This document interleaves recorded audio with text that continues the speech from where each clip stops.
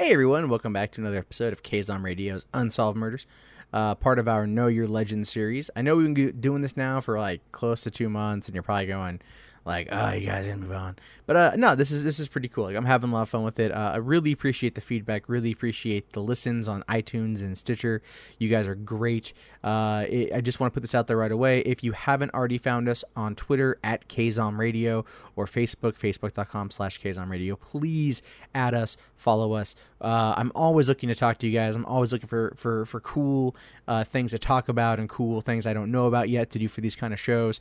Also, you know, just looking to chat with you. Just want to get to know the listener base and see what you guys think. And please, if you follow us from any one of those, from anywhere else on the web, you may come across this show. Just come to Twitter at KZOM Radio or Facebook, .com/KZOM Radio, and or go to kzomradio.com and add us, and then you can we can talk and stuff. And so before a lot of you guys turn off from me saying KZOM so many times, I'm just gonna get right into this episode. This time we're talking about the Oakland County Child Killer.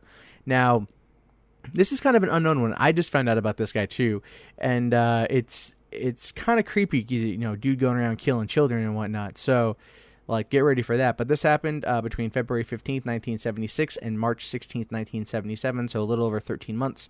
And we're going to get into that right now, so hold on to your butts. The Oakland County Child Killer is an unidentified serial killer responsible for the murders of 4 or more children in Oakland County, Michigan, between 1976 and 1977. The killer was also nicknamed the Babysitter, as all 4 victims had been recently bathed. Case background.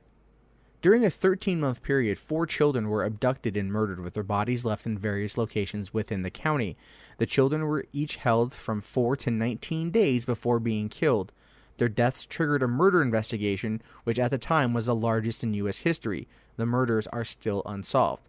Fear and near mass hysteria swept through southeastern Michigan as young people were inundated with information on stranger danger, and parents clogged streets and around schools, dropping off and picking up their children. The few who did walked in groups and under the watchful eyes of parents in safe houses, where children would go if they felt uncomfortable. Children even avoided using the playground directly behind the Birmingham police station. One incident in Livonia involved a tow truck driver who assaulted a man he had seen asking 2 boys on the streets for directions. He turned out to be a tire salesman on a business trip from Akron, Ohio, who had gotten lost with no knowledge of the slayings.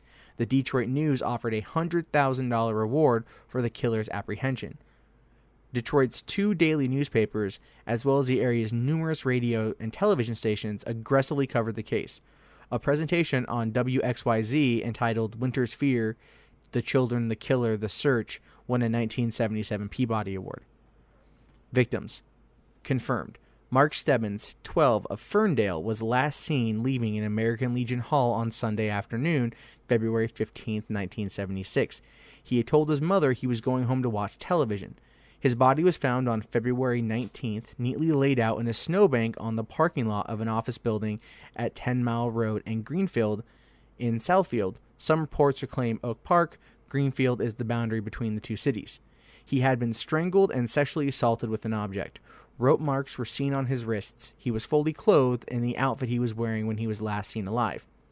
Jill Robinson, also 12 years old, of Royal Oak, packed a backpack and ran far away from her home on Wednesday, December 22nd, 1976, following an argument with her mother over dinner preparations. The day after her disappearance, her bicycle was found behind a hobby store on Main Street in that city. Her body was found on the morning of December 26th along the side of the Interstate 75 near Big Beaver Road in Troy. She was killed by a single gunshot blast to the face. She was fully clothed and still wearing her backpack. The body was placed within sight of the Troy police station, once again laid neatly out in the snow. Christine Mihalik, 10, of Berkeley, was last seen Sunday, January 2nd, 1977 at 3 p.m. at a 7-Eleven store on the 12 Mile Road in Oakshire in Berkeley, purchasing a magazine. A mail carrier spotted her fully clothed body 19 days later on the side of a rural road in Franklin Village. She had been smothered. The body was laid within view of nearby homes, eyes closed and arms folded across the chest, once again in the snow. Timothy King, 11, borrowed 30 cents from his older sister and left his home in Birmingham, skateboard in hand, to buy candy at a drugstore on nearby Maple Road on Wednesday, March 16, 1977, at about 8:30 p.m. He had left the store by the rear entrance, which opened into a parking lot shared at the supermarket, and vanished. An intensive search was executed that covered the entire Detroit metropolitan area, and there was a widespread media coverage, already with heavy coverage from the previous 3 slayings. In an emotional television appeal, Timothy's father, Barry King, begged the abductor to release his son unharmed. In a letter printed in the Detroit News, Marion King wrote that she hoped Timothy could come home soon so she could serve him his favorite meal, Kentucky Fried Chicken. In the late evening hours of March 22, 1977, 2 teenagers in a car spotted his body in a shallow ditch alongside Gill Road, about 300 feet south of 8 Mile Road in Livonia, just south of the county line in Wayne County. His skateboard was placed next to his body, his clothing had been neatly pressed and washed, and he had been suffocated and sexually assaulted with an object. The post-mortem showed that Timothy had eaten fried chicken before he was slain. Suspected victims. There were other abductions and murders around the Oakland area within the same time period. These are not specifically tied to the other 4 victims mentioned due to variations in the cases. Cynthia Cadeau, 16, was abducted and bludgeoned to death on the evening of January 15, 1976. Missing from Roseville, she was discovered nude and battered in Bloomfield Township in the early morning hours of January 16th. Disproved victims. Sheila Schrock, 14, was raped and shot dead while babysitting in a home on Villa Street in Birmingham on January 20, 1976.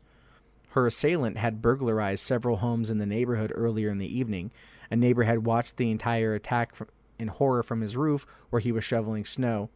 Oliver Rhodes Andrews confessed to and was convicted to the murder of Schrock and is serving a life sentence in prison. Investigation. After the discovery of Christine Melekai's body, authorities quickly realized they were dealing with the 3 cases and evidence that were closely similar. Reports were released publicly of the possibility of a serial killer operating in the Oakland County area. The Michigan State Police led a group of law enforcement officials from 13 communities in the formation of a task force devoted solely to the investigation. Soon after Timothy King was abducted, a composite drawing of the suspected kidnapper in his vehicle was released. A woman claimed she had seen a boy with a skateboard talking to a man in a parking lot of the drugstore that Timothy had told his parents he was going to ride his skateboard to. The vehicle was reportedly a blue AMC Gremlin with a white side stripe. Authorities would eventually question every Gremlin owner in Oakland County.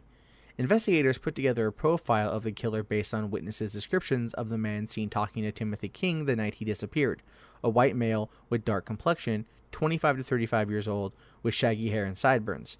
Authorities believe that the killer had a job that gave him freedom of movement and may have appeared to be someone that child might trust, such as a police officer, clergyman, or a doctor. He was also believed to be familiar with the area and had the ability to keep children for long periods of time without rousing neighbor suspicions. Detroit psychiatrist Dr. Bruce Danto, who worked with the task force, received a letter several weeks after Timothy King's body was found from a man named Allen, who claimed that he was the killer's roommate and even helped look after the victims. Allen said his roommate had been traumatized by killing children in the Vietnam War and was taking revenge out on more affluent citizens, which Allen says his roommate blamed for sending him to war. Soon after, Danto got a phone call from Allen, who offered to provide photographic evidence in exchange for immunity from prosecution. Under police surveillance, the psychiatrist arranged to meet Allen at a gay bar near Detroit's exclusive Palmer Woods neighborhood. Allen didn't show and was never heard from again.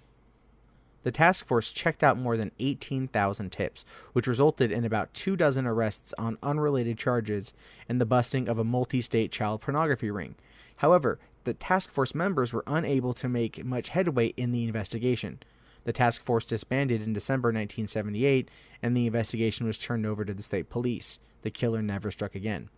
Theodore Lamborghini. Police in Parma Heights, Ohio, arrested Ted Lamborghini, a retired auto worker believed to have been involved in a child porn ring in the 1970s.